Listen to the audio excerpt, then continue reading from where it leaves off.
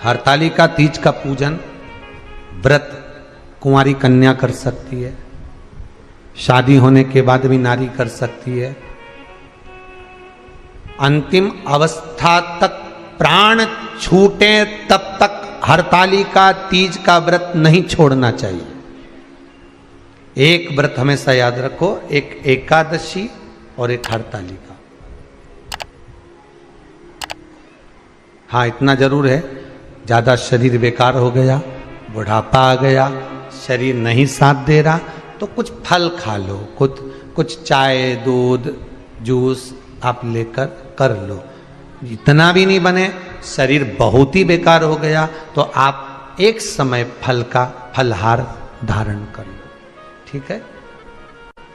पर हरतालिका व्रत करने वाली माताएं भले उद्यापन कर दे तो उस व्रत को थोड़ा हल्का कर लो। उद्यापन करा मतलब तुमने व्रत को हल्का कर लिया, थोड़ा हल्का कर सकते।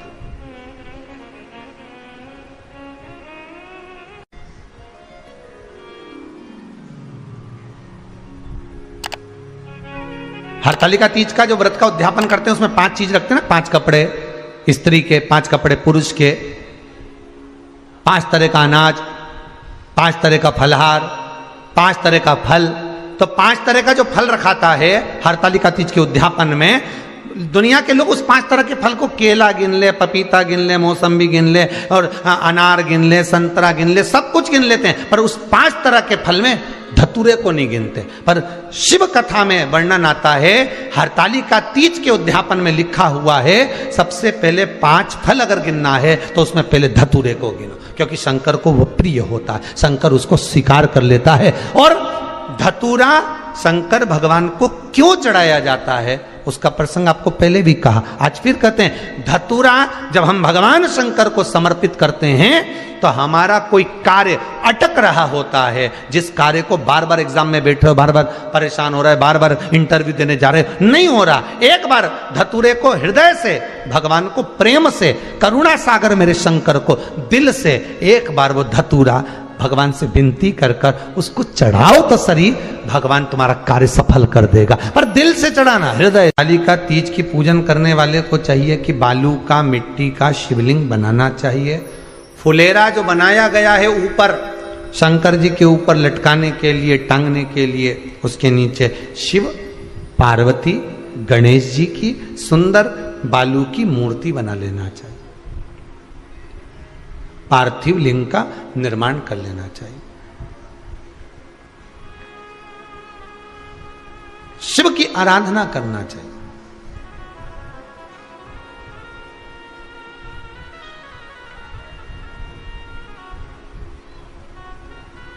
जो फल आपके पास में हो शंकर को समर्पित करना चाहिए, पूजन करना चाहिए,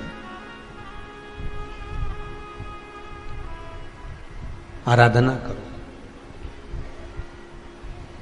सबसे पहली पूजन हरतालिका तीज की प्रदोष काल के अंतर्गत हो जाना चाहिए, शाम के समय पर। प्रयास करा करो प्रदोष काल के समय पर पहली पूजन हो जाए तो ज़्यादा अच्छा है।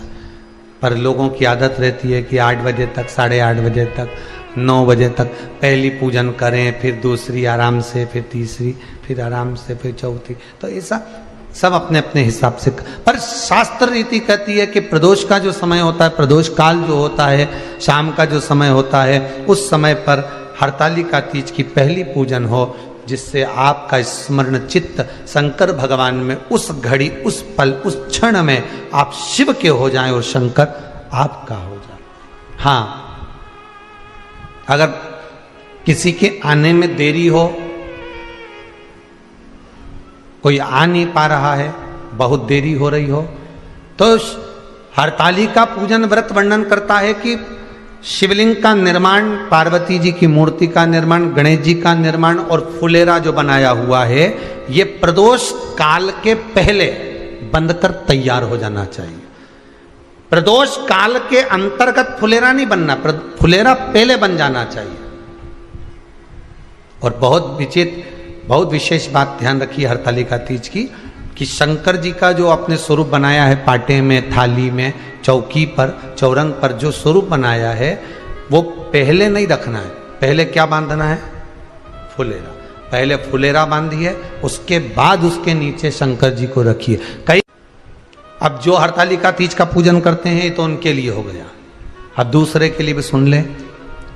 जो नारी हरतालिका तीज का पूजन नहीं करती, व्रत नहीं करती, साधना नहीं करती, उसके लिए भी कहा गया कि आप अगर ये व्रत नहीं करते हो तो एक कार्य जरूर करना, कहीं पर फुलेरा बंधा हो, हरतालिका की पूजन हो रही हो, 5 मिनट 10 मिनट निकालकर अपने आसपास के किसी पौधे में से पत्तियां लेकर या पुष्प लेकर, 5 वृक्ष की पत्ती या 5 वृक्ष के पुष्प लेकर शंकर भगवान को जब पूजन हो रही हो, 5 मिनट माताएं जब पूजन कर रही हों, तब आप भी उस पुष्प को, उस पत्तियों को शंकर को समर्पित कर सकते हो। ये नहीं चढ़ा सकते तो 5 फल, फल नहीं चढ़ा सकते तो 5 कुछ भी पुष्प आदि का आप शिव को समर्पित कर। पर क्यों चढ़ाया जाता है, किस लिए चढ़ाना चाहिए? तो कहा कन्या स्त्री अगर मान लो हरतालिका का व्रत नहीं करती, पूजन नहीं करती, आराधना नहीं करती, तो वो कन्या, वो नारी, वो स्त्री, वो पुरुष कार्य तो बहुत करेगा, दुकान भी 4 चलाएगा, व्यापार भी बढ़ाएगा, पर संपदा को जोड़ नहीं पाएगा। 1 रुपए कमाएगा, 1.25 रुपए खर्च वाला काम चलेगा। हस्त नक्षत्र में जो तृतीया पड़ती है, हस्त नक्षत्र के अंतर्गत जो तृतीया का महत्व कहा गया है, वो संपदा को बढ़ाती है, मनोकामना को पूर्ण करती है। इस नक्षत्र के अंतर्गत जो तृतीया आती है वो मनोकामना को पूर्ण कर कर चली जाती है। इसलिए शिव की आराधना के लिए प्रथम माने। हस्त नक्षत्र में किया गया दान, हस्त नक्षत्र के अंतर्गत तृतीया के दिन किया गया पुण्य, हस्त नक्षत्र में तृतीया के दिन किया गया श्रृंगार, हस्त नक्षत्र में तृतीया के दिन करा गया अपना सुंदर सिंदूरा, भगवान का आनंद, 5 तरह के वस्त्र, 5 तरह के स्त्री के वस्त्र, पुरुष के वस्त्र, 5 तरह का फल, 5 तरह का अनाज, ब्राह्मण को बुलाकर ब्राह्मणी के साथ आप या तो ब्राह्मण से उद्यापन करवाएं या फिर आप स्वयं भी करते हैं तो शिव को समर्पित करके ब्राह्मण और ब्राह्मणी को भोजन कराकर वो भाग प्रदान करें। यही हरतालिका तीज के उद्यापन का वर्णन आता है। सुंदर भाव से हरतालिका माता आप सभी की मनोकामना पूर्ण करे।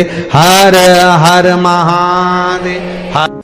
थोड़ा ध्यान लगाकर सुनना, हरतालिका तीज शिव महापुराण की कथा ही नहीं है। आप जो तीज करते हो, हरियाली करो चाहे सातुड़ी करो, उस तीज की महत्वता क्या है, इस हिंगोली की शिव महापुराण की कथा में अपने को समझना है कि उसकी मूल तत्वता, उसकी महत्वता है क्या, उसका महत्व क्या है।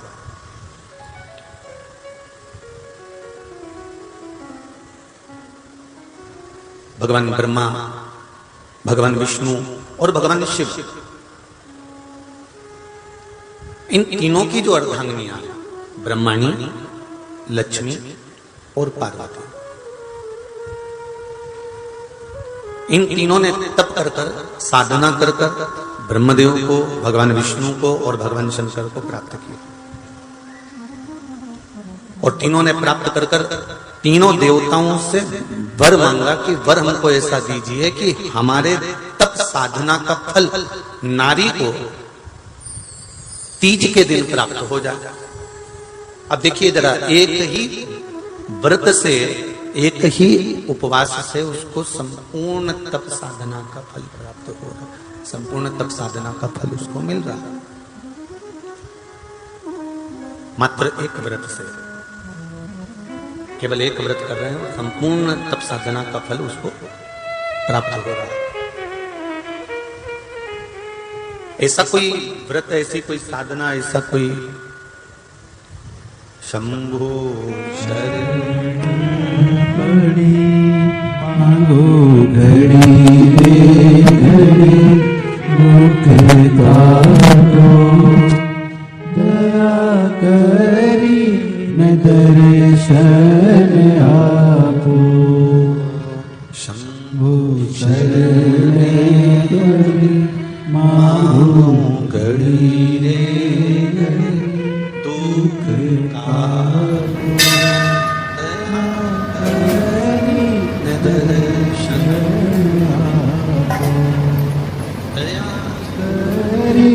तेरे शरण आपको। तो ब्रह्माणी ने ब्रह्मदेव से मांगा, लक्ष्मी जी ने भगवान विष्णु से मांगा, पार्वती जी ने भगवान शिव से मांगा कि ऐसा वर दे दीजिए जिस वर से एक ही व्रत करने से संपूर्ण फल की प्राप्ति हो जाए, संपूर्ण फल मिल जाए। ऐसा एक व्रत का फल दे दीजिए, मात्र एक व्रत का। अब देखिए, हरियाली तीज करने वाली माताएं थोड़ा ध्यान से सुनना।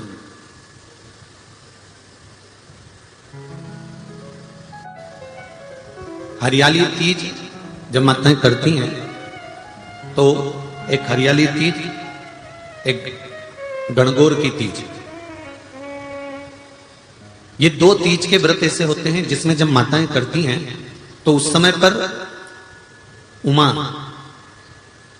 ब्रह्माणी और लक्ष्मी, इन तीनों की आराधना का फल उसको केवल एक व्रत से प्राप्त हो जाता। अब देखिए दूसरा, सातुड़ी तीज।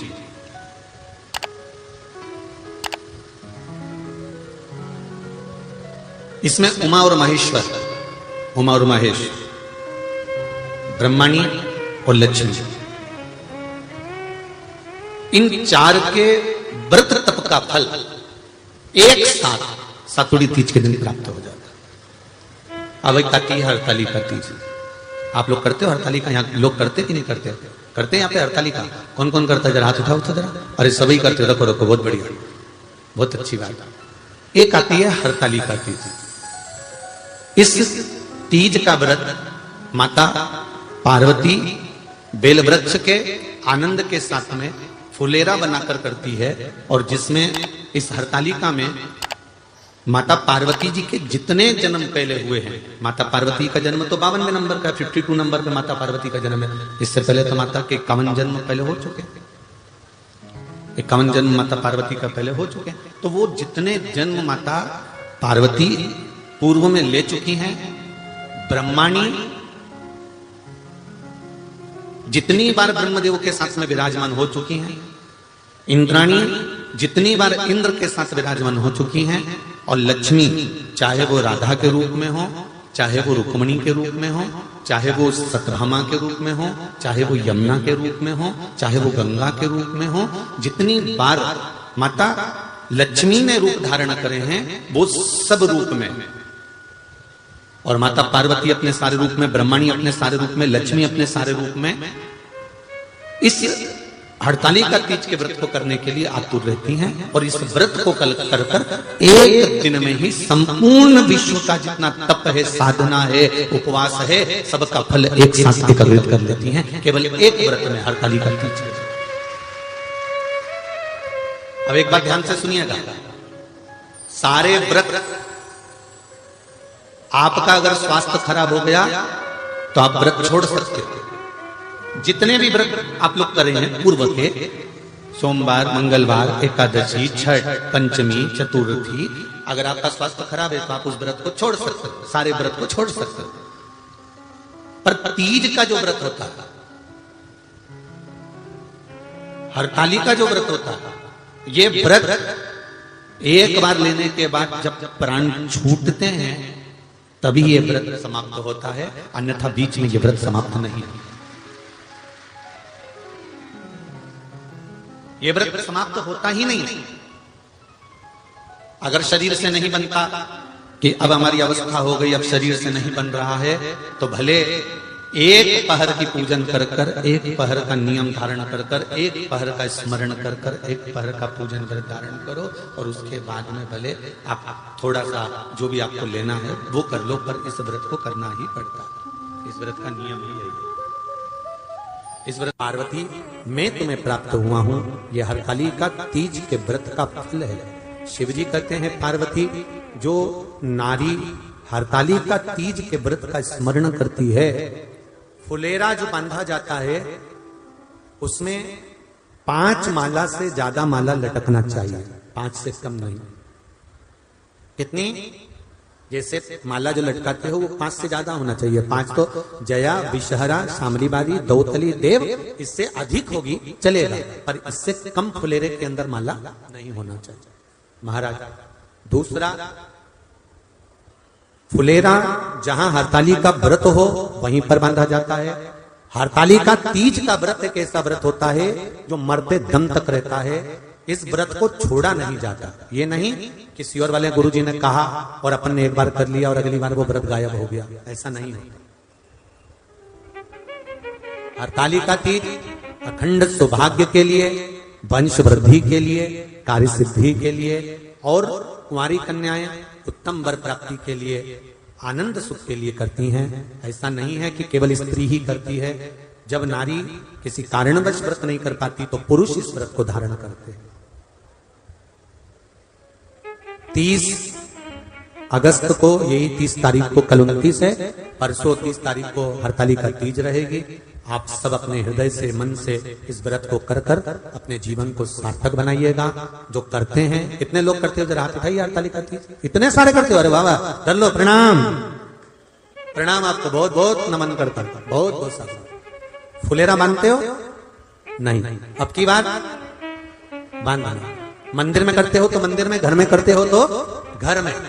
फुलेरा वंश की वृद्धि करता है, फुलेरा अखंड सौभाग्य देता है, फुलेरा मन की कामना को पूर्ण करता है। जो बेटियां जिनका विवाह नहीं हो रहा हो या बेटे जिनका विवाह नहीं हो रहा हो, वो 7 स्थान पर कहीं फुलेरा बंधा हो तो फोन लगाकर पूछना कहां बंधा है, वहां का दर्शन करने, एक फूल में हल्दी कुंकू लगाकर शिव जी को चढ़ाकर फिर वहां से जाना। 7 स्थान के फुलेरे का दर्शन अवश्य करिएगा। जो व्रत नहीं करते हैं उनसे निवेदन है, कहीं हरताली का हो रही हो तो वहां बैठकर अगर भजन हो रहे हो तो थोड़ी देर भजन गाने चले जाना। अपने मोहल्ले में, कॉलोनी में, सोसाइटी में कहीं हरताली का तीज का व्रत हो रहा हो तो 2-4 मिनट जाकर दर्शन जरूर करना, जिससे भोलेनाथ आपका अखंड सौभाग्य